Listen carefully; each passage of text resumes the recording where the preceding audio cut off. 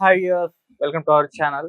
బాలయ్య గారి అభిమానులకైతే ఒక crazy news ఇప్పుడు బయటకు వచ్చేసింది. బాలయ్య గారి సినిమాలో విలన్ గా మన యాంగ్రీ మ్యాన్ రాజశేఖర్ గారు యాక్ట్ చేయబోతున్నారంటూ ఒక న్యూస్ కూడా వస్తుంది. అది కూడా కొరటాల శివ గారి డైరెక్షన్ లో రాబోతున్న సినిమా.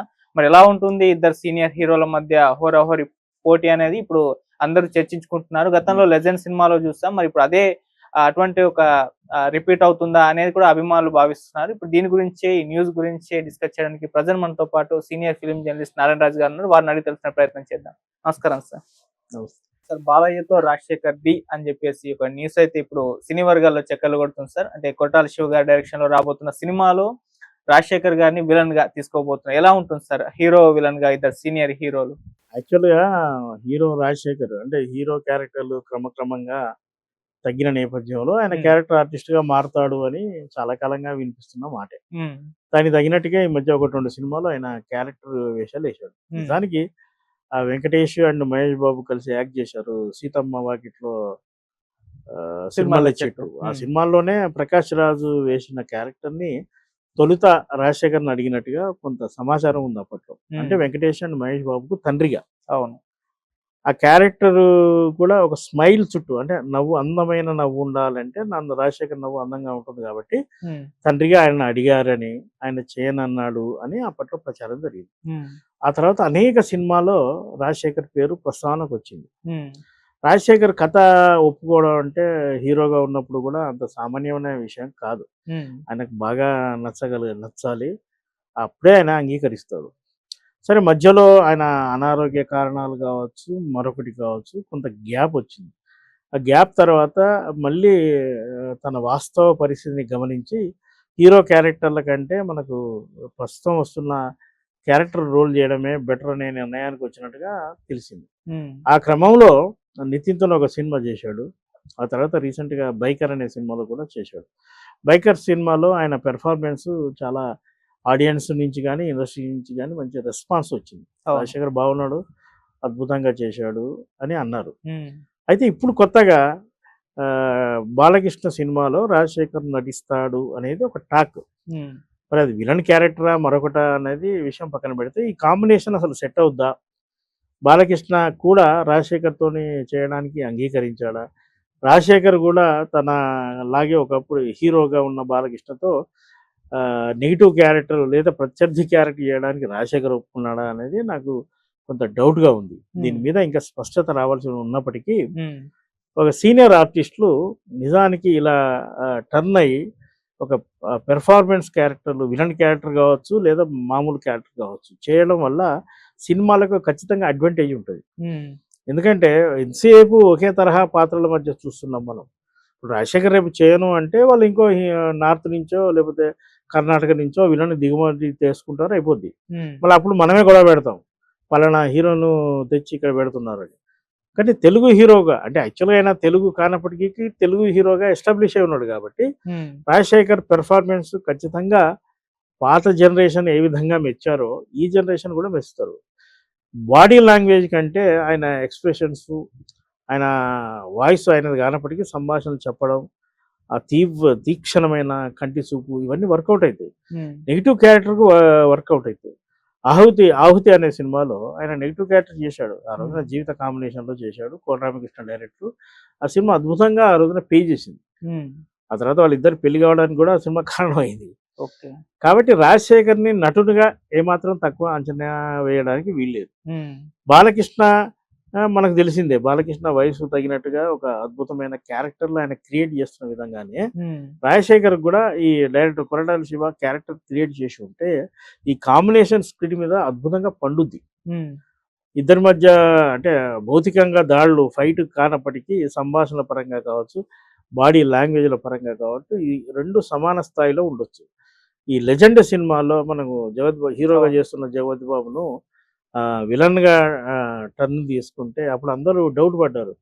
నిన్న మొన్నటి వరకు 100 సినిమాలు చేసిన హీరో జగపతి బాబు, రొమాంటిక్ హీరోగా 'భర్త' అనే బ్రాండ్ ఉన్న హీరో హ్మ్. ఎక్దమ్ విలన్‌గా ఎలా మెప్పిస్తాడు అని చాలామంది అనుకున్నారు. హ్మ్. కానీ మెప్పించాడు. ఆ సినిమా విజయంలో ఆయన ఒక ముఖ్య పాత్రధారిగా ఉన్నాడు. హ్మ్. అలా అలాగే గతంలో 'అహంకారి' అనే సినిమాలో రాజశేఖరు నెగెటివ్ షేడ్స్ ఉన్న క్యారెక్టర్ అంటే అప్పుడు హీరోగా మంచి స్వింగ్‌లో ఉన్నాడు. ఓకే. దానికి మన దాసరి నారాయణరావు గారు డైరెక్టర్. తండ్రి కొడుకుగా నెగిటివ్ షేడ్ ఉన్న తండ్రి క్యారెక్టర్ అద్భుతంగా చేశాడు. కాబట్టి నటుడిగా ఆయనను తప్పు పట్టడానికి వీల్లేదు. కానీ బాలకృష్ణ కాంబినేషన్ అంటే మాత్రం ఖచ్చితంగా క్రేజ్ వస్తుంది. దీని గురించి ఇది నిజం, ప్రస్తుతానికి నిజమే అనుకుందాం. నిజం కాకుండా మాత్రం నిజం చేయాలని కూడా మనం డైరెక్టర్ కొరటాల శివకు సూచించవచ్చు. ఏదైనప్పటికీ రాజశేఖర్ ఇలాంటి క్యారెక్టర్లు చేయాలని తీసుకున్న నిర్ణయాన్ని మనం ఖచ్చితంగా ఆహ్వానించాలి, అభినందించాలి. సో ఇదే కనుక ఒక నిజమైతే లెజెండ్ తర్వాత జగపతి బాబు గారు సెకండ్ ఇన్నింగ్ ఎలా సక్సెస్ఫుల్ గా సాగుతుందో మనం చూస్తున్నాం. సో అటువంటి ఒక సక్సెస్ రాజశేఖర్ గారు చూసే అవకాశం ఉందా సార్? జగపతి బాబుకు అప్పటి వరకు చేసిన ఇమేజ్ చాలా ప్లస్ అయ్యి సడన్ గా క్యారెక్టర్ ఆర్టిస్ట్ గా అద్భుతంగా చేశాడు. ఆ ఇమేజ్ ఆయనకు తెలుగులోనే కాకుండా ఇతర భాషల్లో కూడా వర్కౌట్ అయింది. అది నిజానికి సెకండ్ ఇన్నింగే. ఇక హీరోగా మనకు వేషాలు లేవు, రిటర్న్ కావాలి అనుకున్న పరిస్థితిలో అనూహ్యంగా ఆ నెగిటివ్ క్యారెక్టర్ బ్రేక్ ఇచ్చి మనకు కన్నడంలో కూడా కేరళ మలయాళంలో కూడా మోహన్ లాల్ కాంబినేషన్లో సినిమాలు చేసే వరకు తీసుకెళ్ళింది. రజనీకాంత్ కాంబినేషన్ చేసే వరకు తీసుకెళ్ళింది. అంత ఇమేజ్ తెచ్చింది. రాజశేఖర్ అంటే వయసు రీత్యా ఆ రోజున జగత్ బాబు ఏజ్ వేరు, ఈయన ఏజ్ వేరు.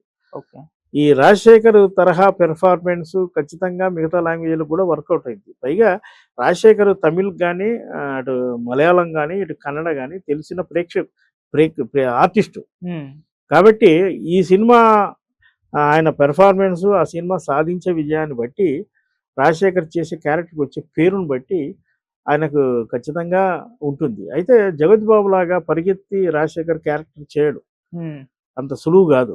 రాజశేఖర్ చేయాలంటే కొన్ని పద్ధతులు ఉంటాయి, కొంత టైమింగ్ ఉంటుంది, ఆయన ఆలోచన ధోరణి వేరు, ఆయన కాల్ షీట్ ఇచ్చే తీరు కూడా వేరుంటుంది. కాబట్టి జగపతి బాబు అంత వేగంగా చేయనప్పటికీ రాజశేఖర్కు మాత్రం ఒక సెకండ్ ఇన్నింగ్ కొంతవరకు ముందుకెళ్లే అవకాశాలు అయితే ఉన్నాయి. బాలకృష్ణ గారితో సినిమా అంటే కంప్లీట్ బాలకృష్ణ గారి డామినెన్సే మనం చూస్తూ ఉంటాం.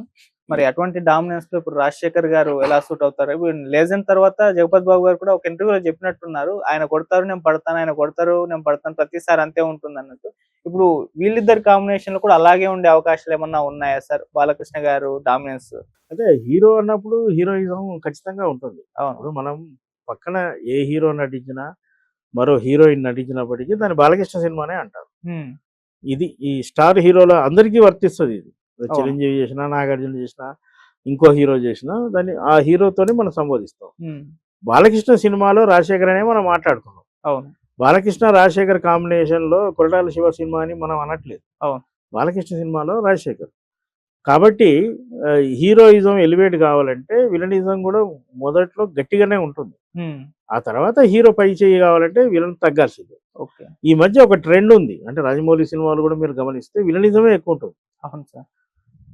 అంత బలమైన విలన్ని కొట్టటోడు హీరో. ఈ ట్రెండ్ చాలా కాలంగా ఉంది. కె రాజేంద్రరావు సినిమాలు కూడా మీరు నిశ్చితంగా పరిశీలిస్తే విలనిజం కూడా ఈక్వల్ గానే చూపెడతారు. అయితే చివరికి వచ్చేవరకల్లా హీరోదే పై చేయదు. కాబట్టి ఈ సినిమాల కథపరంగా మరి ఆయన మైండ్ గేమ్ ఆడతాడో, తెలివిగా విలన్ని మీద విజయం సాధిస్తాడో, లేదా భౌతికంగా 4 దెబ్బలు కొట్టి రాజశేఖర్ని పడగొడతాడో లేదా అనేది కొరటాల శివ ఏ విధంగా ట్రీట్ చేస్తాడు అనేది చూడాలి. కొరటాల శివ క్యారెక్టరేషన్ అద్భుతంగా క్రియేట్ చేస్తాడు. దాన్ని ఏమంటారు, వాళ్ళ పెర్ఫార్మెన్స్ విషయంలో ఓవర్ గా లేకుండా ఒక బ్యాలెన్స్డ్ గానే తీసుకెళ్తాడు. మనం జనతా గ్యారేజ్ లో మోహన్ లాల్ క్యారెక్టర్ చూసాం. నిజానికి మోహన్ లాల్ క్యారెక్టర్ మనం కథాపరంగా చెప్పుకుంటే విలన్ క్యారెక్టరే, కానీ అది మనకు అనిపించదు. సెటిల్మెంట్ చేస్తున్నాడంటే అర్థం అదే కదా. అలాగా మరి ఈ పాత్రని క్రియేట్ చేయగలిగితే ఖచ్చితంగా రాజశేఖర్ క్యారెక్టర్ ప్లస్ అవుతుంది, ఆయనకు హెల్ప్ అవుతుంది. Okay sir, thank you so much. Bye.